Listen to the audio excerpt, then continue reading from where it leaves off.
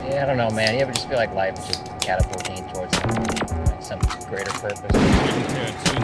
Average fat cats with bloated ego. We are the only DJ crazy enough to tattoo Jackie Brown on his ass. This is Michael Mann, and I ride with Extended Clip. Welcome to Extended Clip. It is episode 361, and I'm one of your hosts, Eddie Averill. I'm Malcolm Baum. I'm JT White. And today we are talking about Otto Preminger's Bunny Lake is Missing, a 1965 film shot on location in London by our buddy Otto, who likes to get blotto.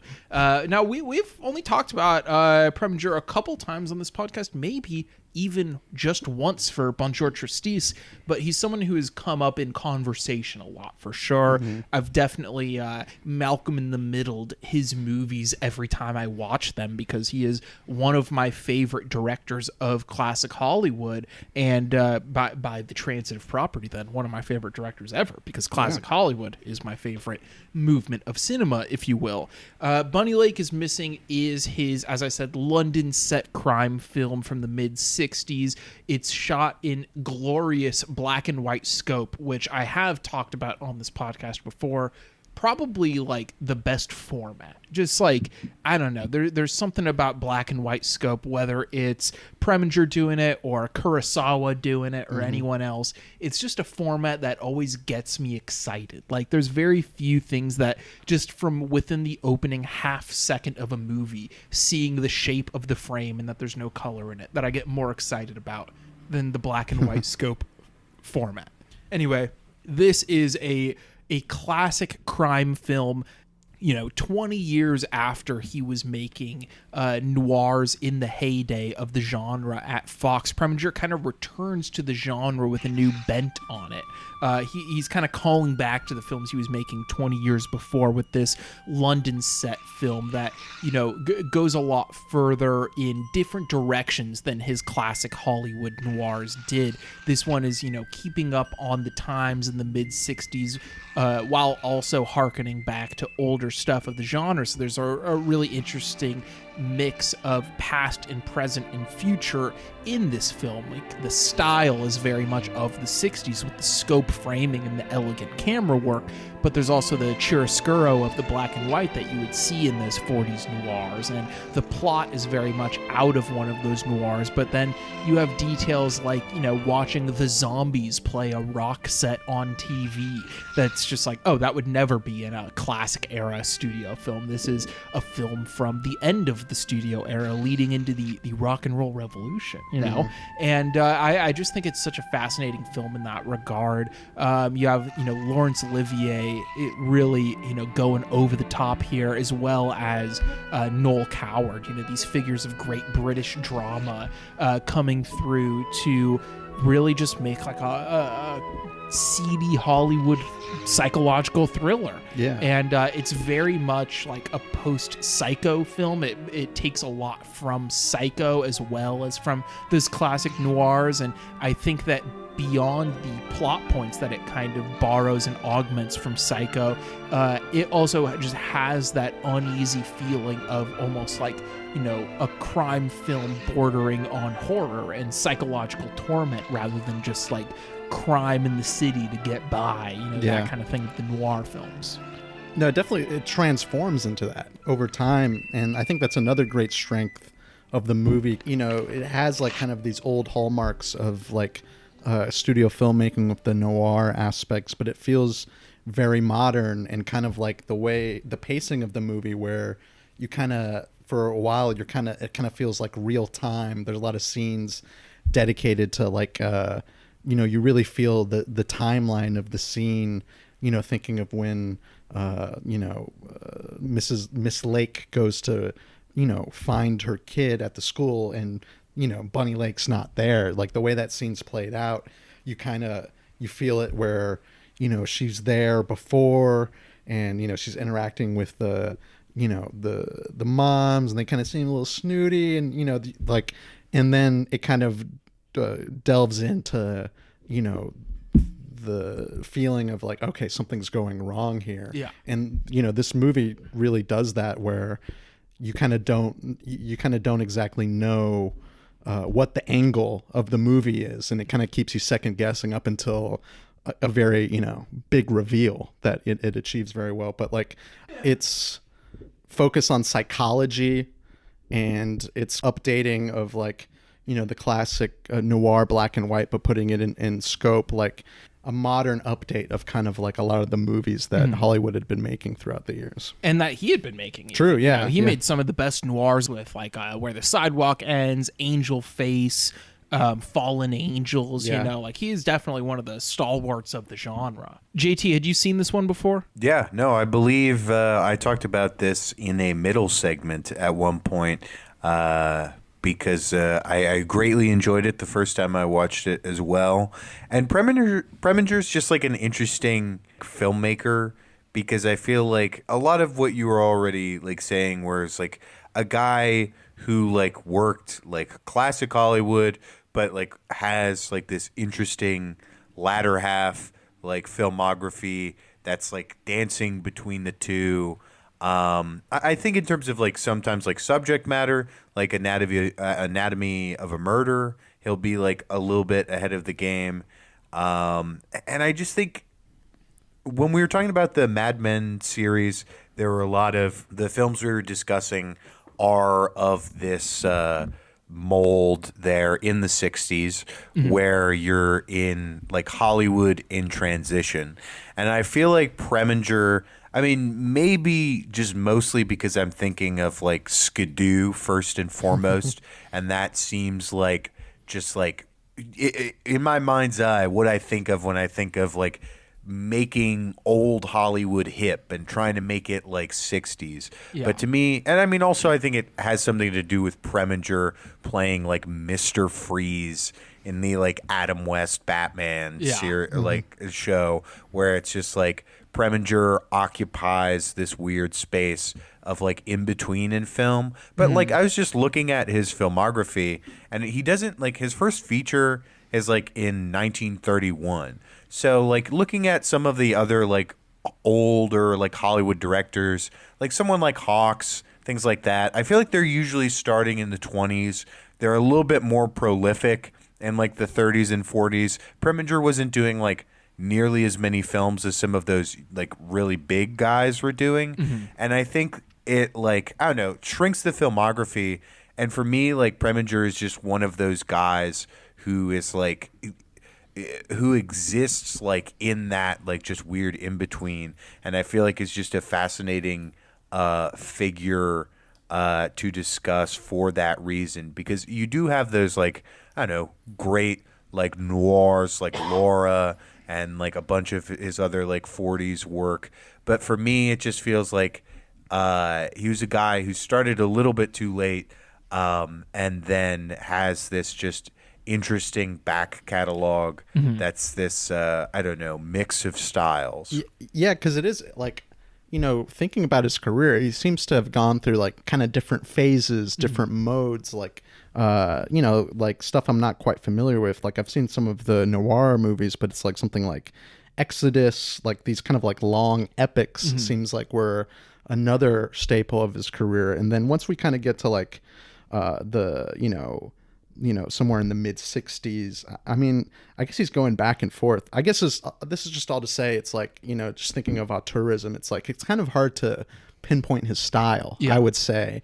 And this movie, I feel like, even though there's some stuff that I feel like you could still trace his career and you could see aspects of his work in this, like, I feel like this just feels very different from a lot of his other movies. And like, you could fool me if you told me he didn't direct this and it was like some hip British kid from the 60s. Like I could have been definitely fooled by that, just because there's a lot of cutting edge style for the time here.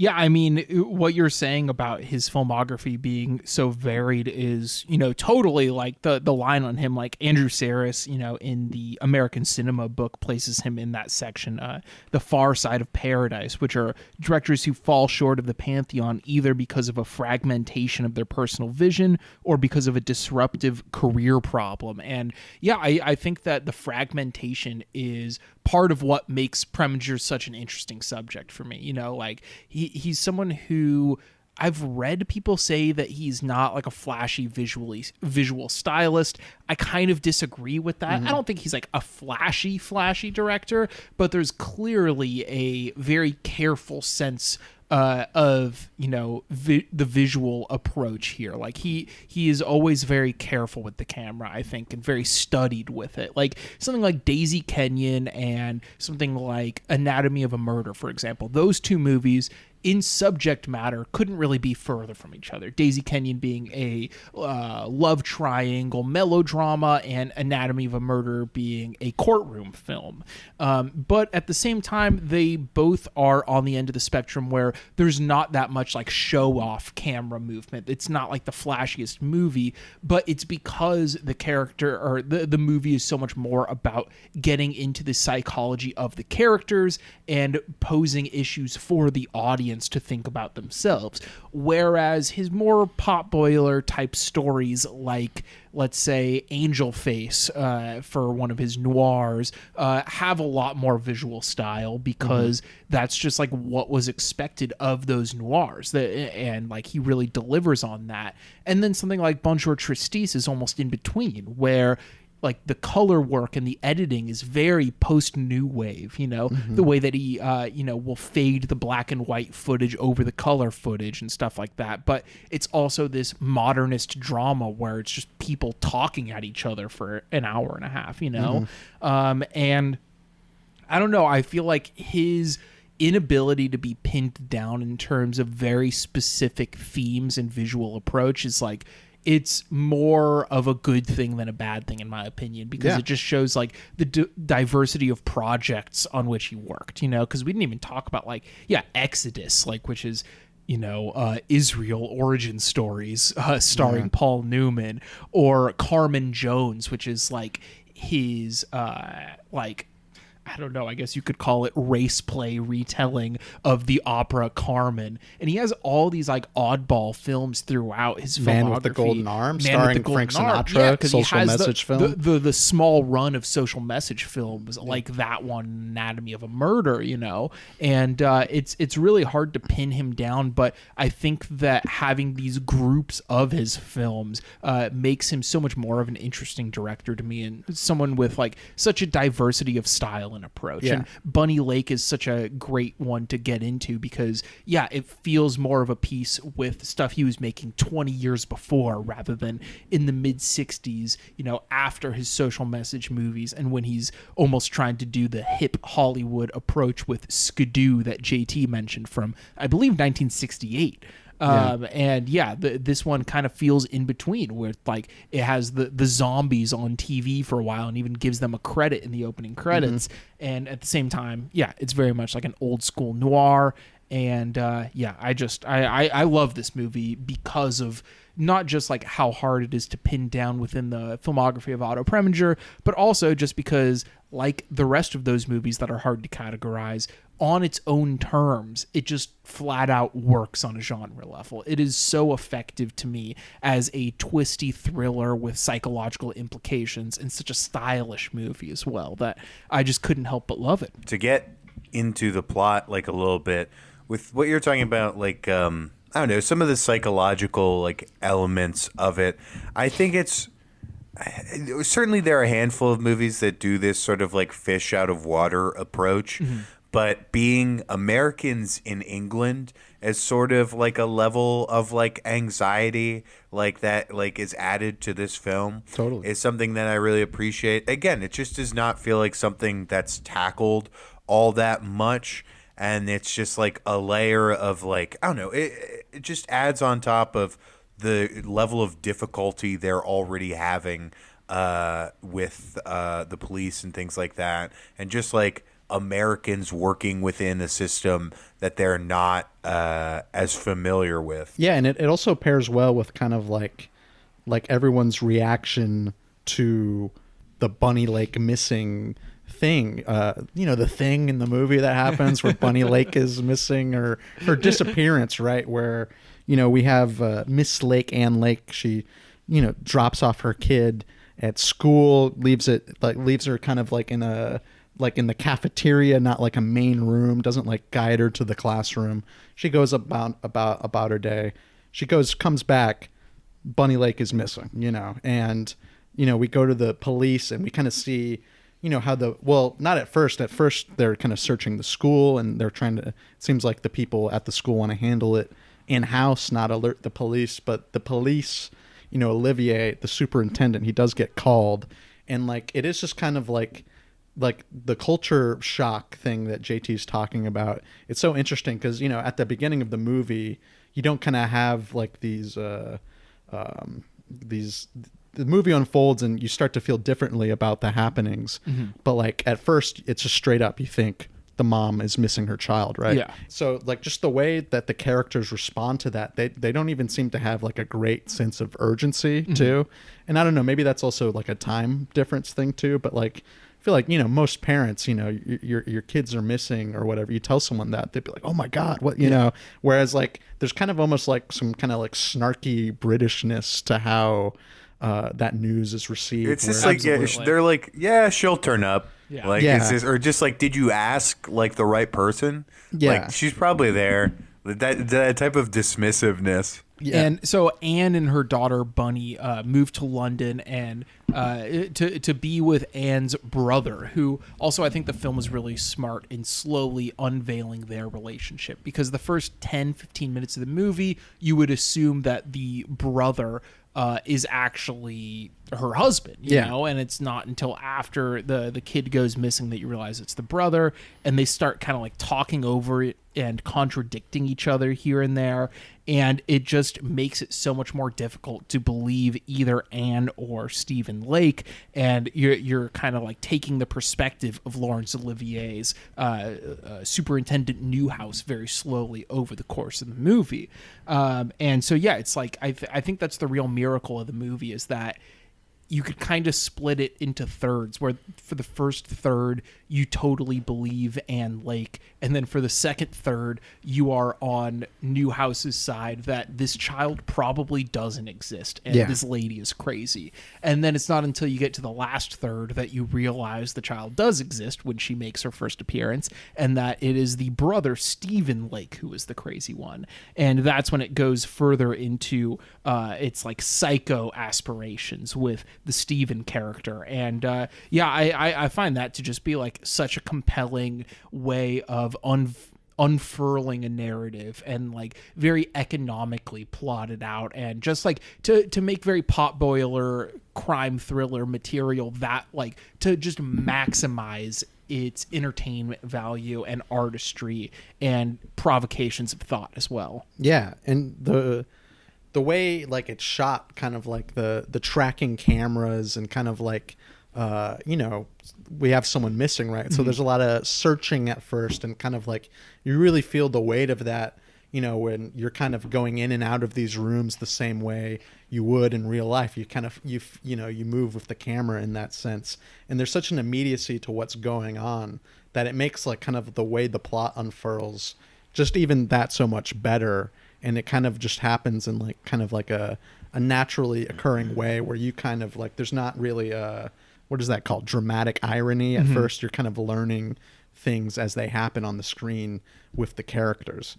And so it is like at first, it's like, oh yeah, her kid's missing, how tragic. And then it is kind of funny how you like the movie kind of makes you cynical over that, and with it's kind of Olivier character, and it just the way it does it through kind of like these huge wide frames, and you have like the great blocking, you have like these either various cops or various people at the school, and you kind of get people in the foreground of the frame and kind of like in the middle of the frame, kind of like having these discussions, either trying to unpack Bunny Lake's disappearance, or even unpack the legitimacy of Bunny Lake herself, and kind of like you really feel the intensity of the situation through the visuals. Yeah, I mean, the staging I think is almost at its peak about halfway through the movie, when we're in the period of time where you, the viewer, are probably on Laurence Olivier's side, thinking that this child doesn't exist. It's like Stephen, Newhouse and the lady that is referred to as the witch in resident, Ada, who lives on top of the school, basically in like a little flat. And there's this shot where Olivier's arm is like reaching across the top of the frame, and he's kind of like framing the two other characters discussing, and it's really the first like point of view type shot of the movie, which is remarkable because the movie, you know, doesn't introduce his character until 15 minutes in or so. And it's one of those narratives that shifts from the perspective of the victim to the investigator and then back to the victim later on, you know. And I just think that the shift of perspective is so interesting because Preminger never makes it that obvious other than in that one shot that we're very much with Laurence Olivier figuring it out, you know, letting these two people talk to each other and expose more than they should expose on accident, essentially. And that's like the mode he shifts into halfway through the movie because he realizes he's dealing with crazy people. You know, the Lake brother and sister are clearly like, if not as psychopathic as it turns out to be at the end with Steven, they're just not all there. You know, Absolutely. Anne is clearly going through a lot of distress as she describes the child that she had out of wedlock and the loveless relationship she had with a man in high school and the possibility of an abortion being brought up. And I was just like, oh my God, I can't believe they even said the word abortion in a 1965 movie. Yeah. But I guess, you know, we're leading toward New Hollywood now at this point, you know, and I just think that it's such a great, like, almost passive performance by Olivier, just letting these two crazy people go about their, you know, cycles of nonsense until the truth is finally unveiled. And, you know, obviously Anne is like a victim here, but she's also just not all there mentally. And that's why it like is so hard to believe her when she's in such distress. And she's clearly also, I wouldn't even say all there mentally. Like, that's not the most generous read, but she's going through a lot of stress, you know. Yeah. Like, she's clearly in over her head, and her rich brother is like helping her get by with a kid, but also she has to satiate these weird psychological needs of her brother where he needs to act like a kid and have playtime all the time, you know. Yeah. And like watching this for the second time, I'm not sure, did going into the film, did the two of you know the twists and turns?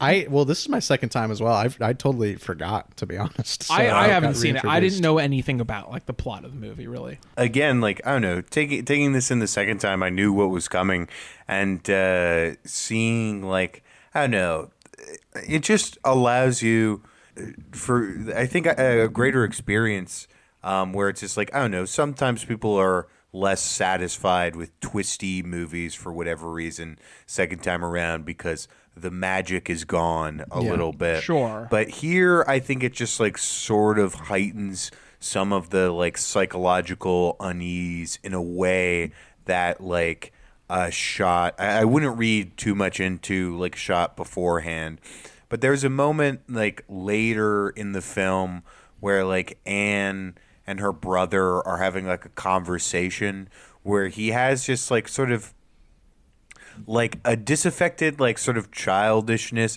when he's in the bathtub. They're having a conversation like with him in the bath and just something like that. It's like, oh, these fun little like clues like leading towards something that's going to happen in the reveal there. But just, I don't know, get at like how strange and like incestuous their dynamic is. Exactly. Like, it's, I don't know, like the way that they contradict each other when they're talking to the cop, it's like just right away you know something's wrong. And yeah, the quasi incestuous quality of it is just so because like it's just weird because there's a little bit of the overprotective older brother thing, right? Where he talks about how the guy who impregnated her ruined their lives, you know, basically. But at the same time, like, it's just, clearly his psychological deficiencies lead Anne to have to kind of take care of him in a way, you know, like she has to, you know, as we said, do playtime with him. Essentially, we see in the third act, and I think that also like really predates a lot of like horror movie logic too, which I'll get to. But yeah, it's just like they have such a complicated, codependent, quasi-incestuous, psychologically damning relationship that like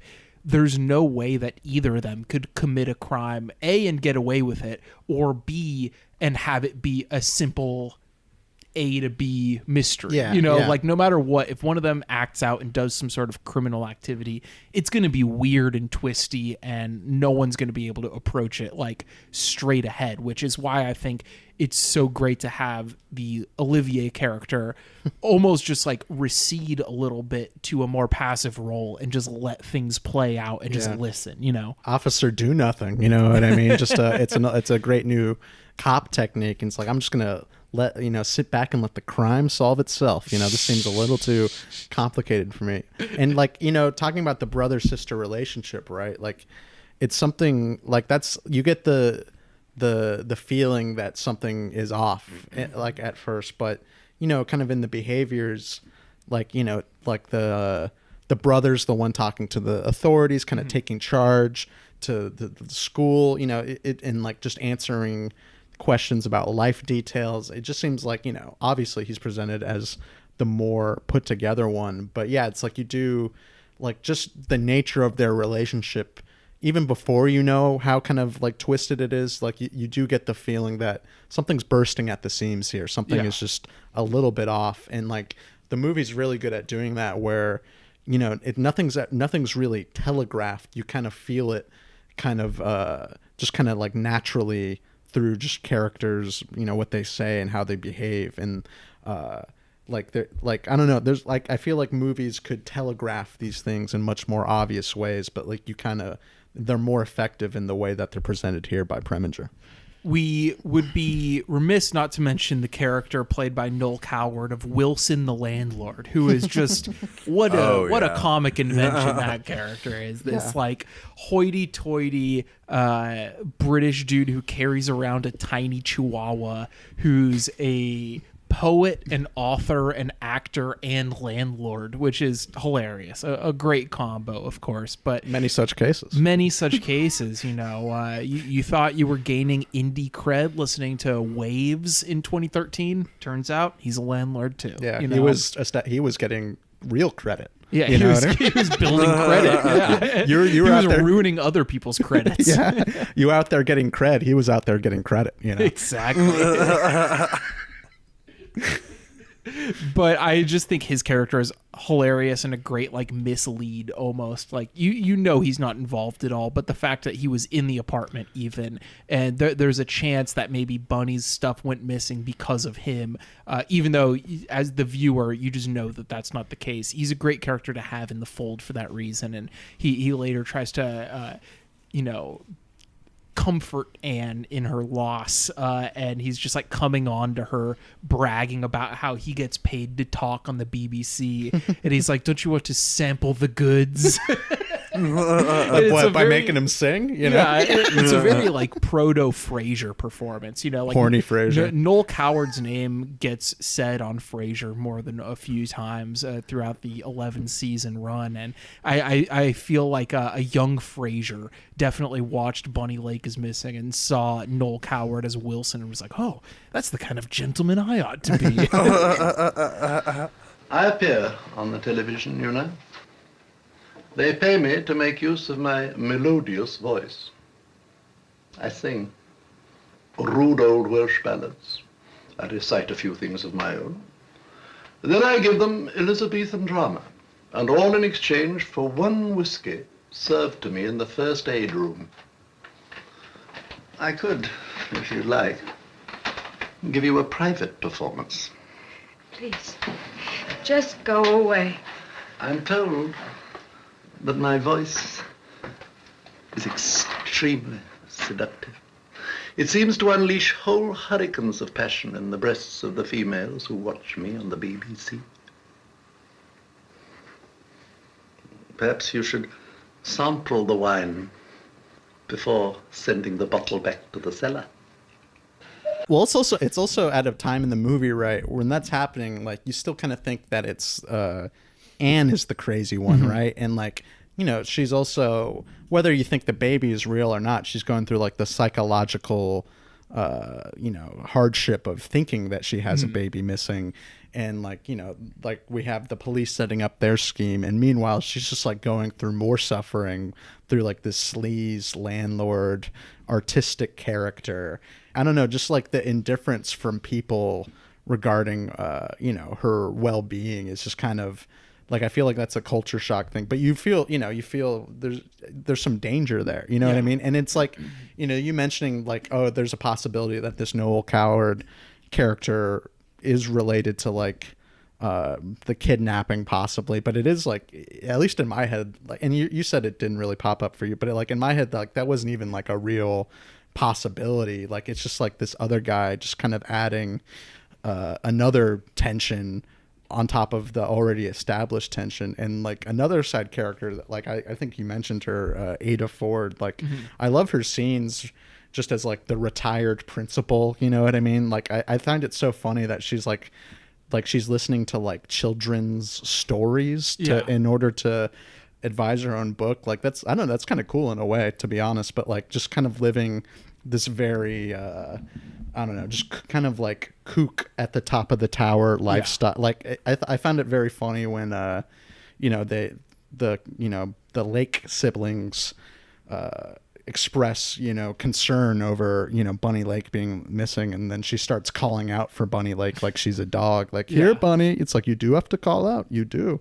So just kind of like, I don't know what the American Crime Stoppers were like at the time, but it is like the lackadaisicalness of, like, British police is just kind of a funny tension in this movie. Oh yeah, just these characters that populate this world are so strange, and I feel like the movie is, like, not, like, claustrophobic in a sense where it's just, like, there is a lot, especially the first portion of it, like, just kind of, like, inside in this, like, children's school, but, like, I don't know, you meet so many interesting weird characters that I feel like the settings themselves, they don't, like, look visually, like, all, like, I don't know, the mise-en-scène is not, like, all that crazy or unique. I mean, sometimes it's definitely, like, wild, but, like, I don't know. And I mean, I guess I'm contradicting myself because the doll maker's place is, like, insanely cool. Yeah. But the doll maker also just another wild character who's, like, in a wheelchair, and he's like, well, I can't go down to help you because, like, my assistant has left. And there are all many. It certainly helps that British people just sound like pedophiles, like, on their own right. That, like, there's just so many characters. It's like, I think he's just British. I don't know. Yeah. I don't know. You can't pin it on him quite yet.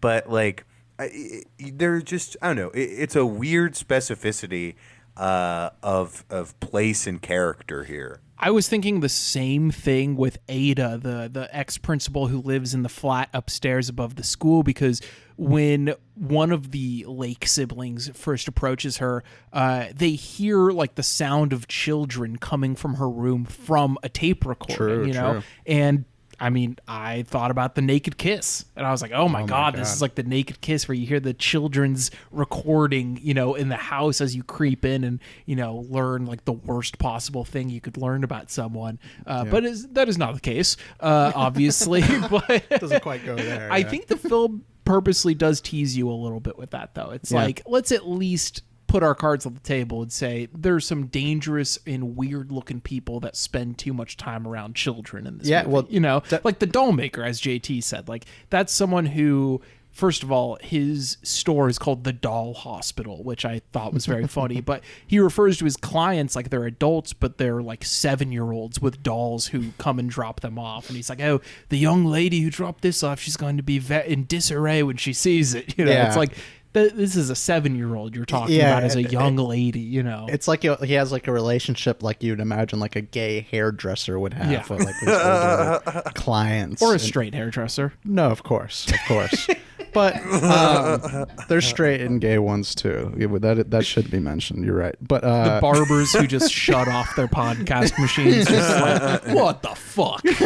Yeah. well, there's barbers hair. I don't. To be honest, I don't want to get into the weeds on that one. That's a a tough one. That's a tough one. I can't solve that. But just like what all these characters have in common, like in addition to being like kind of creepy, it's just like they're just no help. Especially like Anne Lake, she's like an attractive young blonde woman. I don't know, like I feel like in America there's such a difference where it's like there'd be a lot of people wanting to help that person if she was expressing that she was in danger, especially if it's like regarding children. But it's like, let's point the finger. It is like Britain is known for being like a pretty pedophilic, society, right? With like all the boarding schools and I don't have the data or whatever, but and now all of our UK listeners, great, Malcolm, you killed off all of the hairdressers and Brits that listen to Extended Clip. Britain is an island of pedophiles. Yeah. I'm just saying they have. There's more news headlines about that. I mean, we got our priests too. I guess it's kind of hard to. I'm not hard to say. I'm not ranking. Crunching the numbers. We're not ranking. There's no ranking. But like, I've heard whispers. Maybe they're wrong. I don't know. I've heard whispers. I've heard whispers coming from my British neighbor's apartment. Yeah. Whispers of "Help me." But that doll hospital set is amazing. I mean, like the chiaroscuro, the contrast of that gets cranked way up, and like the blacks are so deep and so much like shadow work going on, and that it's like a nightmare version of the school that Anne went to early on, when she goes to pick up Bunny and doesn't find her there, and the mise-en-scène is just filled with children's heads, basically just a sea of heads, if you will. And then in the dollhouse, not dollhouse, but the doll hospital, it's the same thing, but obviously these are dolls, not real children, and the lighting is way spookier, and it just creates this like horrifying, weird, gotta get out of here feeling, and she ends up, at the hospital after that, and having to escape the hospital is very similar. Lots of like handheld long takes of her making her way through the corridors of the hospital and whatnot. And it's just like really visually expressive, like that. Those two sequences back to back, the doll hospital and is it a real hospital that she ends up at? Yeah, or a mental. I'm trying to remember the timeline of the movie, right? Because it is a real hospital. Yes. When does the brother show up and like burn the doll and like reveal his cruelness? That's when she is escaping the hospital and getting back to his house. So she escapes back to his house. Yes. And so she must have. She got because she was going to the doll hospital to get the doll to prove that he burns the doll in the doll hospital and then drugs her, I think, and takes her to the hospital. So she's crazy, because that clears up some things. Yes, that is when you realize it is at the hospital. Steven says that she's crazy and imagining something. And then like knocks her out, right? Doesn't like abuses the hell out of her, and like that, and that it's so violent when it happens too. Is I feel like at this point you might expect something strange from the brother, but like the way they reveal it is just so it's so jarring. So after the reveal is made, she confronts him, and he has Bunny in the trunk, and that is when playtime starts, and he really goes full like Perkins in Psycho mode, regressing into this like shell of himself as like a child, and Anne has to like play childish games with him to get her daughter away from him, and he's just like oscillating between his own like demented self and his child version of himself. And yeah, as I said earlier, it feels like it predates a lot of like horror movie logic, like the way that a lot of slasher monsters are conquered, where it's like, oh no, you have to be nice to them and then they'll come out and not kill you, and you know, whatever stuff like that. And I feel like this film kind of invented that way of treating like the killer in the movie, but I could be easily proven wrong about that. But regardless, yeah, it's a great scene at the end where they're just like, you know, playing on the playground in order to let the cops come and distract him and get him taken away.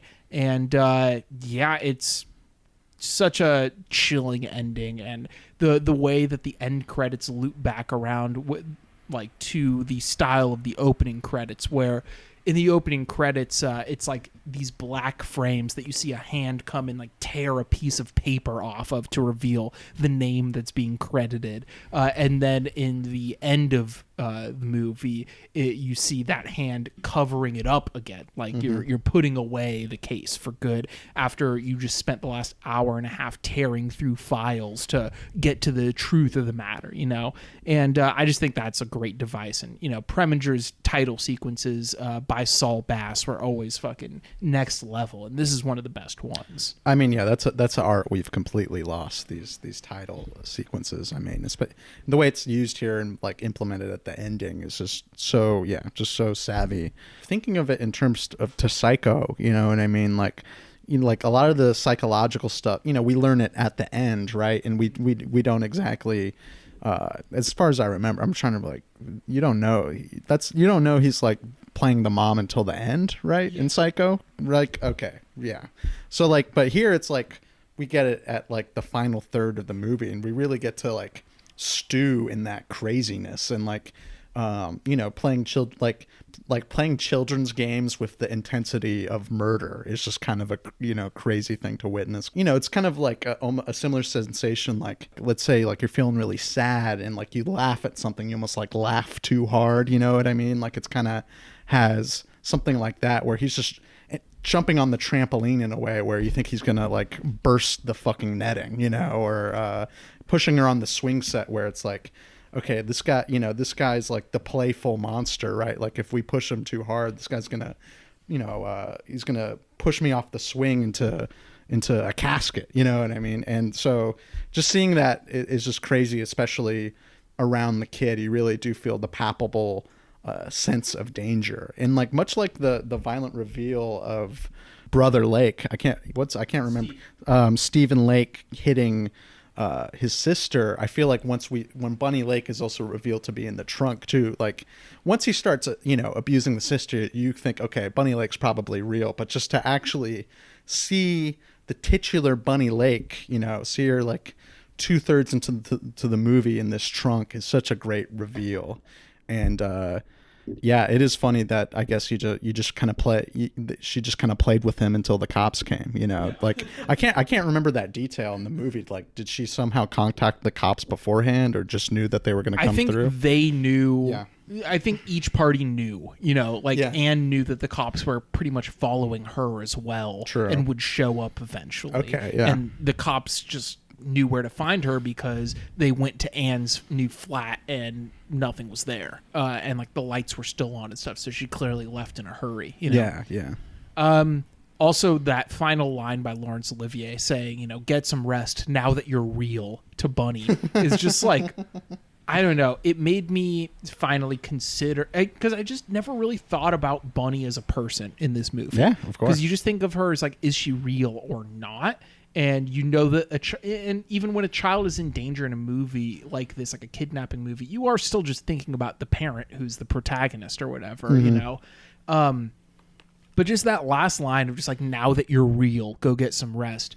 It really just made me think of like the trauma that all of this had to, you know, have on Bunny as a 4-year-old, and like, how are you supposed to live a normal life after that, where you were kidnapped and presumed imaginary by your insane uncle? Like, I just think that it's really harrowing in the way that horror movies often will end with the monster still being loose, or a crime movie ends with like the feeling that it could happen again or something like that. And I just think that like there's an irony to the perfect storybook ending of literally a hand covering up the frame and, closing the book on this case, but knowing that the future for Anne and Bunny is going to be beyond dark. Like there's no moving forward and forgetting about this. It's just like, well, at least the brother's going to go to jail now, but you guys are fucked. Like the trauma that they have to carry is just like immense, Yeah, don't have the uncle presence either. Exactly, no uncular presence around. Yeah.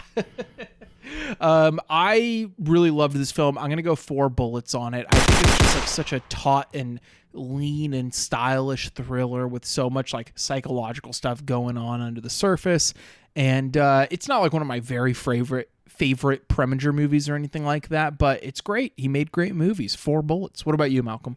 I'm gonna give 4 bullets as well. Yeah, there's just a lot of stuff going on here that just makes it a really good movie. Just its like sense of style really stands out, and it's kind of like the way it moves the camera and how that like intertwines with the psychological nature. And I feel like the key of the movie is kind of like, the most disturbing elements are the stuff that's not hammered home, the stuff that's not like emphasized so entirely,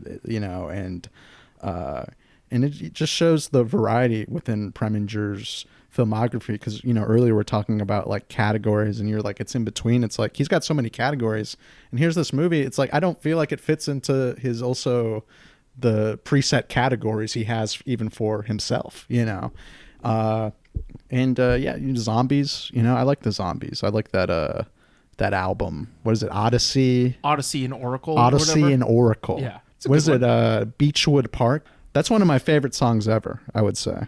JT, what about you? What's your final I'm thoughts? going 4 bullets too. It's a great movie. We've been trying to figure out this Preminger guy, tell the story of Otto Preminger kind of through some of this. And I like one thing that has seemed consistent to me is like that he likes he'll go to more controversial ends. But yeah, again, it's just like things where he's doing like The Man with the Golden Arm and like Anatomy of a Murder, where he's addressing like drug addiction and rape. Those are so much. I mean, well, I guess maybe Man with the Golden Arm is a little bit like seedy and perverse and salacious, to some extent. But like it varies the material, and I mean, like like Man with the Golden Arm, I think is certainly respectful of like the power of addiction. But I don't know, Bunny Lake. Well, I wouldn't say is like shockingly like nasty, like a giallo or anything like that. It's a very scale and approach to these I don't know, subject matter that, again, like every time I see like a Preminger movie for either just like style and form or just like the subject matter it's dealing with, or just like briefly pops up, he just feels like so ahead of his time. No, I'd agree with that. And also, just speaking of like the story and kind of like the nastiness too, it's like this movie could be complete dog shit in the hands of someone else too. Like it is like, I like the story, but it like what makes it great is how Preminger tells it. You know what I mean? Left to worst devices, it could just be like pure just schlock, So it is a great display of like his filmmaking abilities and his image crafting. Like it is like more so than any other of his movies, and I think it's just subtler in his movies. Like this is a very visually forward movie, I would say. Absolutely. I mean, you compare it to something like, as we said earlier, like Anatomy of a Murder or Daisy Kenyon, which are almost more like plainly styled, and it's just different approaches for different ideas and different narratives and stuff. But this is definitely one of the more visually exciting films I've seen from Preminger. All right, well, I think that is going to do it for this episode of Extended Clip. You can always email us at extendedclippodcast@gmail.com. You can also join up on the Patreon to get an extra episode every single week. Our most recent bonus episode was on Gran Torino by Clint Eastwood. So, yeah, you're going to have to sign up and get that one. And, we're going to have some like best of stuff coming up soon. So some good stuff coming down the pipeline for the pod. Yeah. All right. Well, goodbye, everybody. The search for the child who disappeared from a Hampstead nursery school this morning continues. The police say that the child is fair-haired, about 3 feet high, is wearing... When I'm thinking back, I won't forget you. And if I should change my mind... Been in a public home. And that is why I still have my red iPod and my Samsung with Magna Carta Holy Grail on it. So I can listen to, I'm trying to think of a song from that album. Beach is Better, featuring Rick Ross. Wow, that's a deep. Isn't there a song called like Holy Grail? That's the one I remember from. That would be the easier pick, but I reach deep into the catalog. Yeah, I thought you were gonna try to name one of the songs off of the U2 album with. That's tough. With the Boy Love cover, if you look at the. See, people get them conflated because that one, Songs of Innocence and Experience, was the one that was preloaded onto people's Apple Music in like 2013 or something like that. And I can't name a song from that.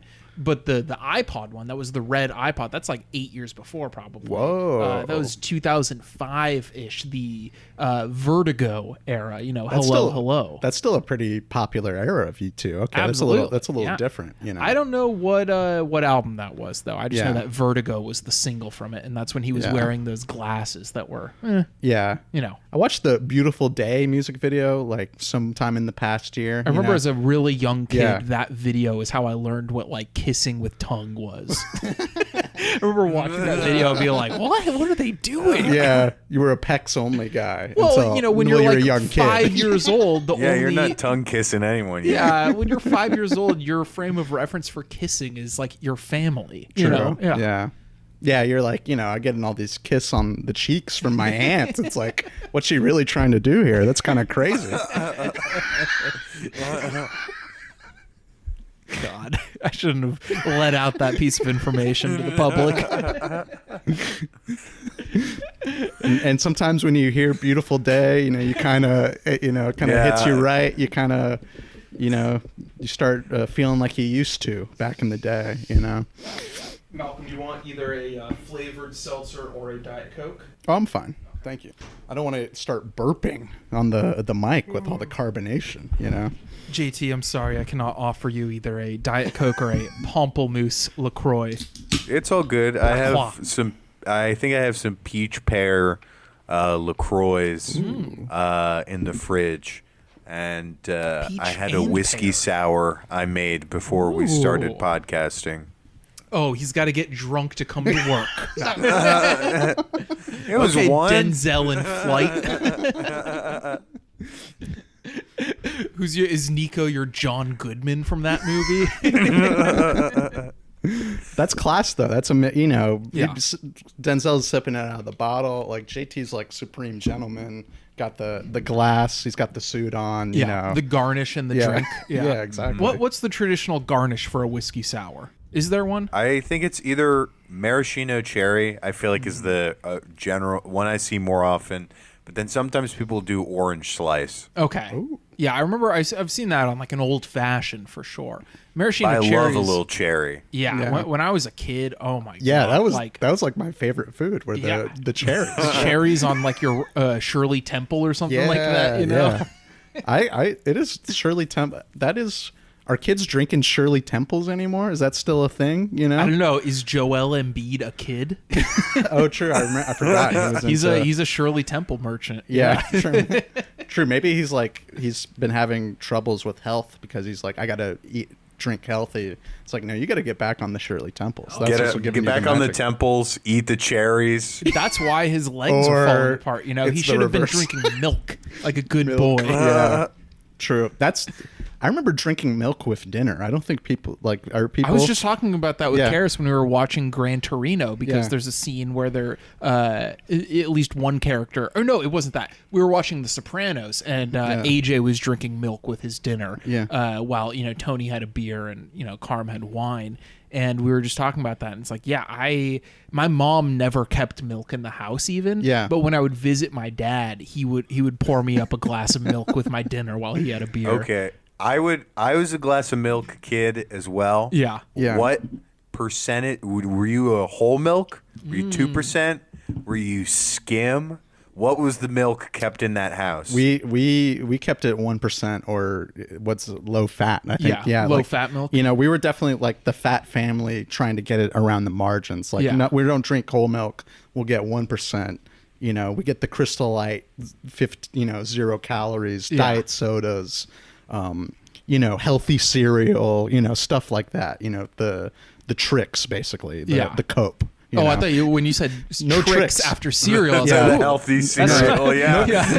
No tricks, but kicks rather. More of a kicks. Yeah. We're eating tricks for our diet. You know, we used to just like dunk cookies in milk and call that cereal, but now we're doing tricks. I mean, it's basic, but like the health versions of those things. You know, exactly. Yeah. JT, what kind of milk were you rocking? We were a 2% house. Yeah, that's. I know because it blew my mind, I think, the first time I had whole milk. I distinctly, I think I was over at like a family friends or something, and then it's just like, holy hell, it's so rich. I'm kind of getting energized thinking about the taste of whole milk like right now. Whole milk is good. Because you're reminding me of like going to like, as a kid, you know, going to like my relative's house and they have whole milk, and like I pour myself a bowl of cereal with whole milk, and it's like, there's some like electricity in me right now just thinking about it. Like it really kind of perked me up.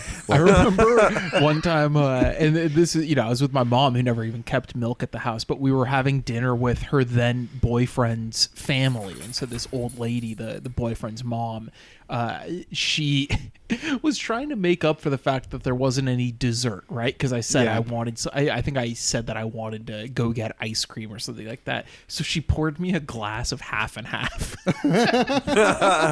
And like, I just never even drink milk really. That's kind of like, fucked up, to be honest. What is this? What's going on here? It's kind of like a jerk move. I'm not going to lie. Oh, you want ice cream? Here's a fucking glass of half and half. This is what it's made out of, so it's kind of close. Whole milk, though, that's this is what I was just talking about, Karis, but that's how you go against the grain in culture today. You know, you go to a coffee shop, you get your latte with whole milk. None of that oat milk. You know, in LA, look, the coffee shop I work at, you use a lot more oat milk than any other kind of milk, you know, living in California, you know. But you go to one of these hipster cafes in Los Angeles or in Brooklyn, you know. I know a lot of you out there are listening from Brooklyn. Next time you go out to one of your Brooklyn cafes, get that latte with whole milk and see that smiling barista Riley shit his pants. Are you mad? I think this is like, I'm pretty sure like the Proud Boys were doing this in like 2018 or something like that, like drinking milk as form of cultural protest. So we're just hopping on that bandwagon a little going late. to Starbucks and getting like a frappuccino with like heavy cream instead of milk. Even just make mine with heavy cream. Some people will do like half and half in a latte. Essentially, what you were offered, because that is just a cup of cream. That is so repulsive and disgusting to me. Because people get like someone getting an iced latte, like that's all milk. Like you're drinking up almost the whole thing of cream. Yeah. What's going on? No, people ask me for half and half for the milk sometimes, and I usually assume that they just don't know how a coffee drink is assembled. Like if they ask like, let me just get half and half. Like that makes me think that they are someone who just puts half and half in their coffee in the morning. Coffee, just like a splash of it. So like I've actually said it back to someone when they say that. I'm like, so you know it's going to be like, you know, your 16-ounce drink is going to be 14 ounces of half and half. Is that okay? Yeah.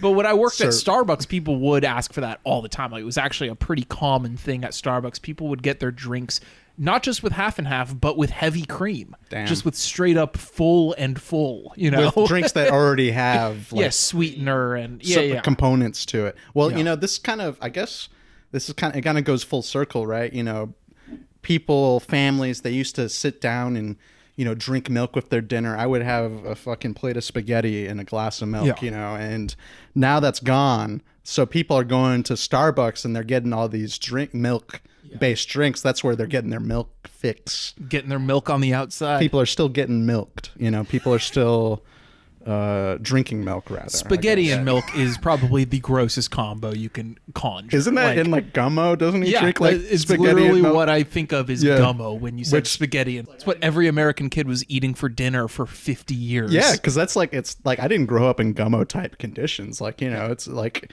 so it's like, but when I saw that is like, oh, I guess that is kind of gross to drink milk and Italian food, but I did it. That's how I was raised. They don't have milk in Italy. Yeah. Yeah, do other countries? We're talking too much about milk, but it's like, this is what we're teasing out when we talked last episode about there's going to be some milk conversation coming up. We did mention Gus Van Sant's milk, and now we just got milk on the mind. We're milk fiends, I guess. We're just really milkmaids, I guess. We're really looking for some milk. You could even say that we are milking the runtime of the episode, milking the clock, as it were. I remember one time playing Madden with my uncle, and I was up at the end of a game, and I took a knee, and he got so mad. He was like, "This is a fucking video game. You don't milk the clock in a fucking video game." And I felt bad, and I like kind of purposely threw an interception to him to give him the ball back. I was like, you know what? Fine. I'm not gonna. I'm like 10 years old, feeling guilty about my 40-year-old uncle getting pissy about me whooping his ass in Madden. Yeah, his strategy worked. He's like, good, yes. I still beat him. Yeah. Oh, okay. There you go. I still beat his ass. You were just trying to be nice then, you know? Speaking of my uncle, that same uncle followed me on Substack recently, which I was like, nice. Oh, my uncle's on Substack. I like it. Yeah. I like it. I thought you were going to say Twitter. I'm like, oh, that's always you don't want that. Yeah. You know what I mean? But that's a good medium. Yeah. For the family members.